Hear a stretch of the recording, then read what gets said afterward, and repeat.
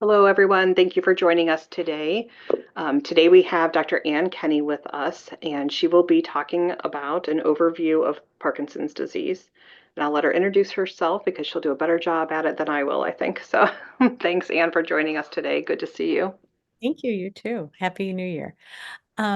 Thank you. Today we will be talking about Parkinson's disease. I am a geriatrician and palliative care physician. I've had a lot of patients with Parkinson's disease. It was actually the first thing when I was in college going into medical school. It's what I researched for a little bit of time, but by no means am I an expert in it. So this is an overview. And as you'll see as we talk, I will highly recommend that if you're concerned that you may be having some symptoms suggestive of Parkinson's disease or one of the what they call the Parkinson plus syndromes, I highly recommend you look for a movement specialist or a neurologist that specializes in Parkinson's disease. But we'll start just by saying that Parkinson's disease is a progressive, meaning it will progress over time, neurodegenerative, meaning that it's part of the neurologic system and it will degenerate, disorder that primarily affects motor systems, but will also have significant other non-motor symptoms.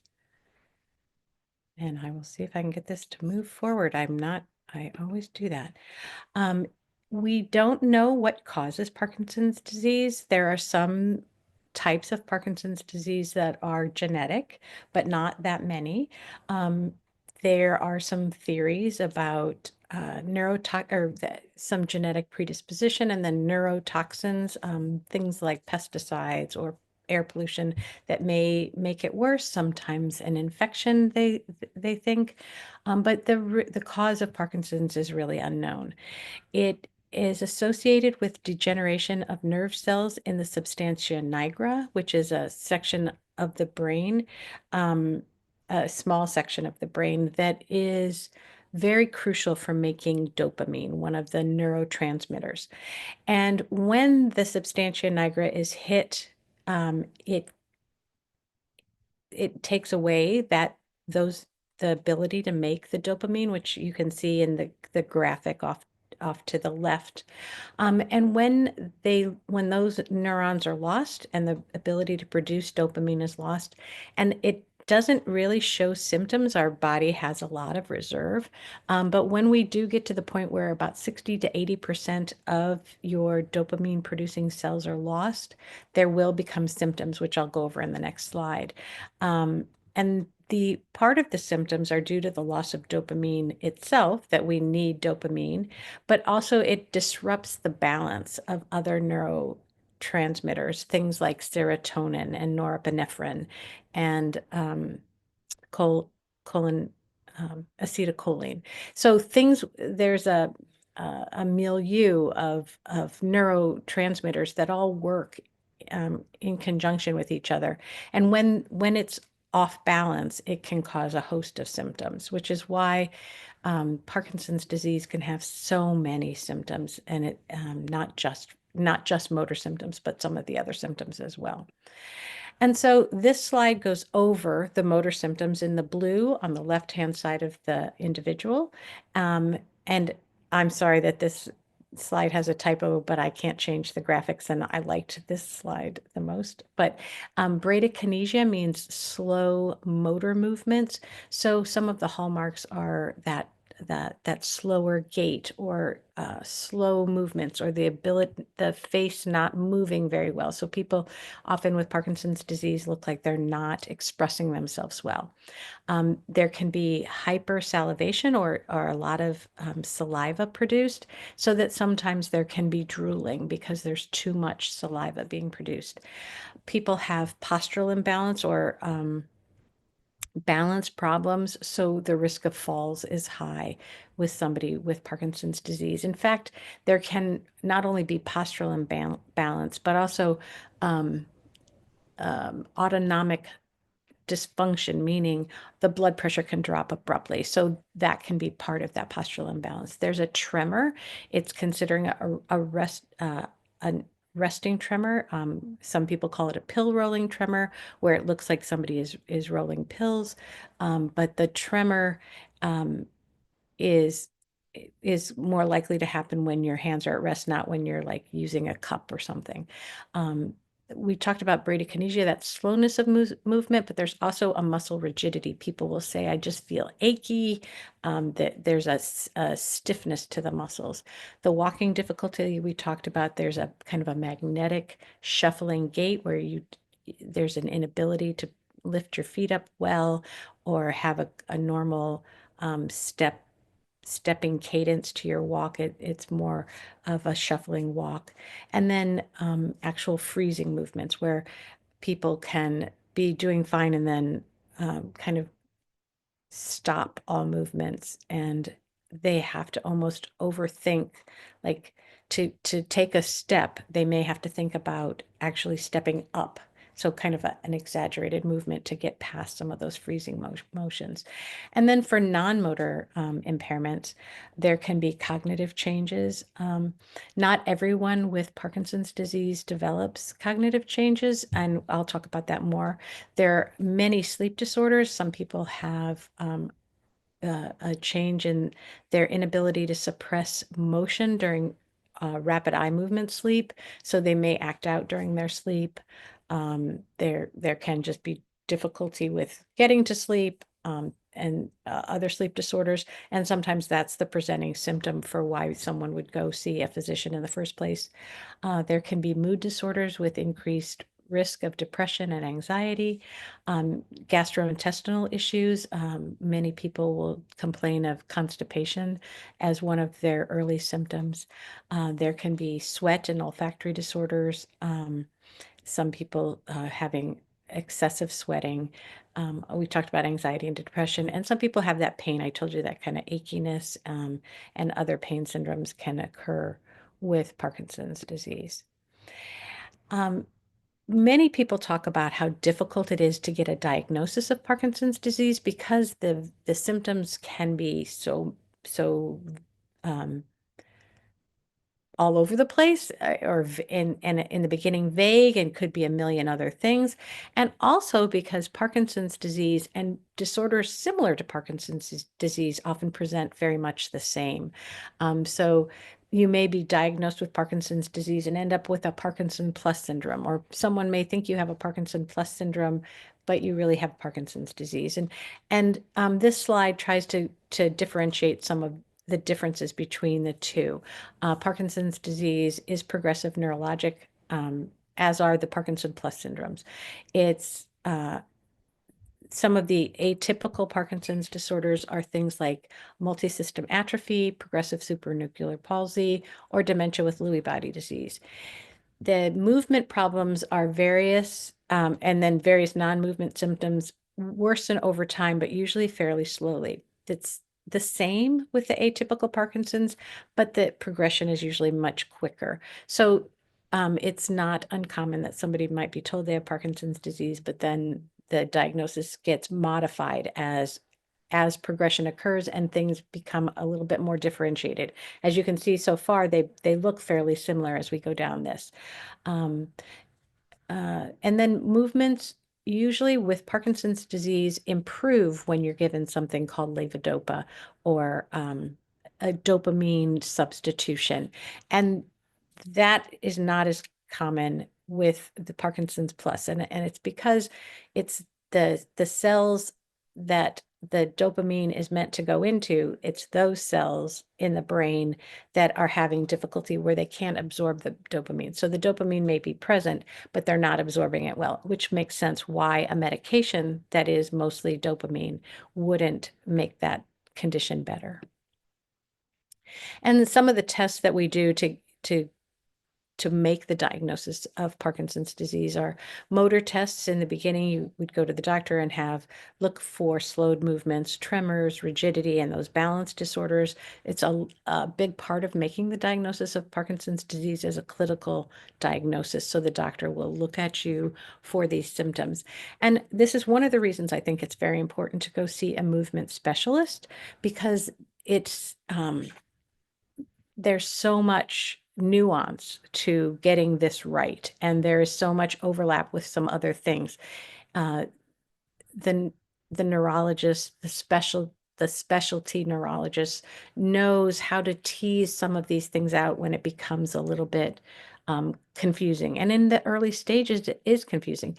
And it is early, I mean, it is important to get a diagnosis as soon as you can, because then you can start doing changes, lifestyle changes, dietary changes, adaptations that may help slow the progression of the disease. So whenever you have a progressive neurodegenerative disorder, any of them, it's nice to know early so that you can start adapting your life to improve your quality of life and decrease the or mitigate as many of the symptoms as you can.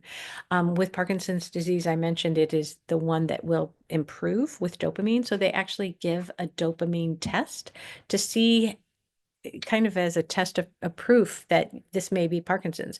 With this medication, um, fairly early in getting the medication and the dosing just about right, you can make those that diagnosis a little more succinctly. Some people add smell tests because losing your ability to smell might be one of the early signs of Parkinson's disease. It's an early sign of other diseases as well, so other neurodegenerative diseases. So again, that might need to be teased out. There's a dopamine transporter scan, which evaluates the amount of dopamine producing nerve cells in the brain. That test does not make or break the diagnosis, but it can be contributory, and sometimes it will be added. And then cognitive tests, again, to try to rule out, um, uh, to look at various aspects of your thinking, your memory, executive function, or the part of your brain that kind of plans things and sequences things. Those things can show patterns that help the physicians know if this is likely Parkinson's disease or one of the Parkinson plus conditions. I am going to get this right one day. And so what are some of the treatments? And I think these are, it's important for us to know that some of the treatments are really driven by um, the person living with the disease. And I'm going to focus on those because we have the most control over those. And that's exercise. Regular exercise is one of the most effective lifestyle changes for managing Parkinson's disease. And once you have the diagnosis, it is a disease that has no potential cure. The good news is that it also does not change your prognosis. Most people live a pretty normal lifespan, but it's about managing. Much like if you had high blood pressure, or you had high cholesterol, or you had a cancer that was considered more chronic, like prostate cancer, for example. It's all about managing the disease, and it's no different with Parkinson's disease. You're going to be managing that, and the symptoms of the disease will be managed. Um, and exercise is one of the keys to managing the disease. The exercise can improve mobility, balance, and coordination, which are three of the things that people talk about early in the disease that are bothersome. Um, it can be a host of activities, but like walking, strength training, Tai Chi, has been helpful because of the balance aspects of that, and that strengthening, and that it is a slow, you're not expected to do it quickly, and Parkinson's is not known for quickness. Things like swimming, cycling, dancing, boxing, all of these things help with balance and full body movement, and so those are also highly recommended. And exercise has shown to slow that decline in the quality of life, again, the managing of the disease. And it may also help slow the progression of the disease so that you do better for longer. And that's what I think most of our goals are for most medical conditions, is to live as well as we can for as long as possible before a disease may progress to a later stage. Um, Another way that we can manage Parkinson's disease is through nutrition. Right now, the recommendations are for whole foods and plant-based diet. Mediterranean diet is been studied and effective, um, but really decreasing the amount of sugars and processed foods seems to be helpful. The other for specifically because there is a slowing of motor function, often people complain quite a bit about constipation. And so fiber and hydration are also key. And then the amount of protein or the timing of protein and the timing of medications is very important because medications seem to be dependent on being absorbed, and that absorption can change partly with the disease itself. We've talked about it, it's kind of slowing the movement of things through the stomach. But another thing that can slow absorption is protein in your diet. So getting the timing of your medications right. So a lot of people use a diary. I don't think I put that in the slides, but really the individual living with Parkinson's disease can manage their Parkinson's disease very well if they kind of think like a detective and write down all kinds of things and see their own personal patterns. And sometimes you could take those to the team that may be helping take care of you to help you decipher some of the clues to when your medicines are working or when your medicines are causing side effects or when you're having a good day. Maybe it's a day after you've done a certain kind of exercise, or you've had a vegetarian diet the day before. These are things that can be looked at and explored. And then other aspects that should be evaluated are, I think we talked a little bit about how sleep can be a big factor, disturbance in people living with Parkinson's disease, but then addressing those sleep disturbances as best you can, because sleep is one of the ways that our brain does its best healing. So focusing on sleep and getting that right can matter. We know that there's always a mind-body connection. So stress reduction, because living with a chronic disease can be stressful. And so starting to manage your mind can be very helpful in managing something like Parkinson's disease. Intellectual stimulation, uh, especially for people who have a cognitive aspect to their Parkinson's disease, can again building a cognitive reserve and maintaining cognitive stimulation can help slow the progression of that aspect of it. And then overall health, taking care of your other health needs, can be helpful in just overall health and slowing the progression of the disease. And then this is where again, seeing a team of people is crucial, I think, in a disease like Parkinson's, which affects your entire self. So you're looking for experts to help guide you on what are the right aids and what are the right adaptations for the right time to maintain your independence and quality of life. And this can be from speech therapists who can help with one of the symptoms of Parkinson's disease can be a lowered voice. They can help with how to maintain your voice without straining. They can help with swallowing tricks because, again, the muscles in the neck may be affected. Physical therapists can help with fighting off some of that pain and rigidity with different exercises and strategies. And probably the most crucial is the occupational therapists who help you figure out how best to conserve your energy and find ways to maintain your own independence and your own function in the home, in your work, in your social, really finding ways that technology might help you, or something like a walker could help you, or how to stay connected with people. Again, fighting the disease or adapting to the disease in so many ways. And these team of trained specialists can definitely help you in that way. And then the medical therapies are,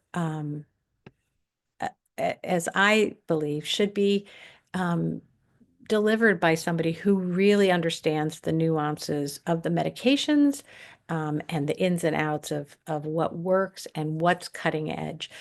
So the mainstay for medical therapy is at this point medications.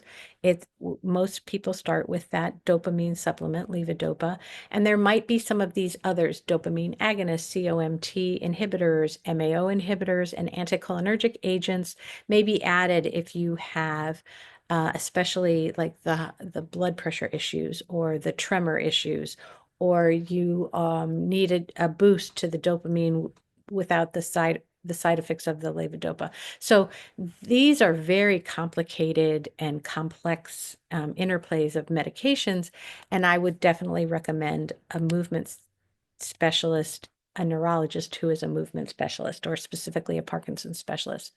You may have heard of surgery, deep brain stimulation implants, or a small intestine infusion. Because we talked about taking medications and sometimes the stomach doesn't empty as effectively in Parkinson's disease. So they are doing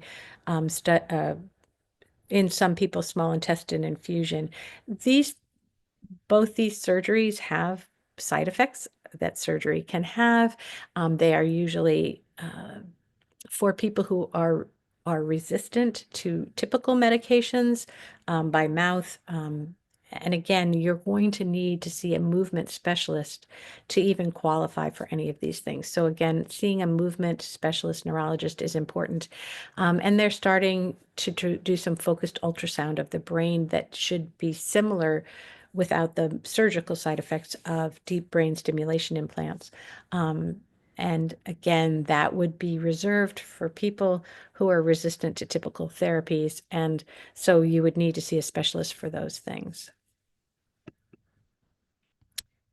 I'll talk about the progression. Parkinson's disease is progressive and degenerative. We talked about that, and it does not directly cause death. So life expectancy is normal or near normal due to understanding these treatments better and getting better treatment to people. But it does impact quality of life. And the medications are not without their side effects. So that, again, that team of specialists that can help you with the side effects, that can help you with getting the medications just right to help your quality of life is crucial. And then a lot of people assume that if you get Parkinson's disease, you will also develop dementia. And that was an assumption that was even in the medical community, not that long ago. Their studies are just coming out that the probability of getting dementia is lower than we had thought. 27% of people develop dementia after 10 years with Parkinson's disease, much lower than that people were talking about 60 to 80% in that time range before. It does increase the longer you live with Parkinson's disease. And I think that partly that's because you have a neurodegenerative disorder, and partly because you're likely progressing in age, and the older we get, the more likely we are to have a dementia, a cognitive change that would be consistent with dementia. So as you're 15 years into Parkinson's disease, that rate increased to about 50%. And at 20 years, and that's quite a bit of time to live with Parkinson's disease, it's at about 74%. So these numbers at 20 years, 74% is less than what people thought of as about 80% at 10 years. So they are related, they do go together, but not as much hand in glove as had been thought. And again, my final thoughts are, it is a complex disease that requires that whole team approach. I think I've said that several times, and that is, I think, the take-home message I want everyone to take home with this. Keeping your quality of life as a primary goal, asking for alternatives and advice to improve any symptom or any difficulty is the key. It's unfortunately a disease that cannot be cured at this time in 2025.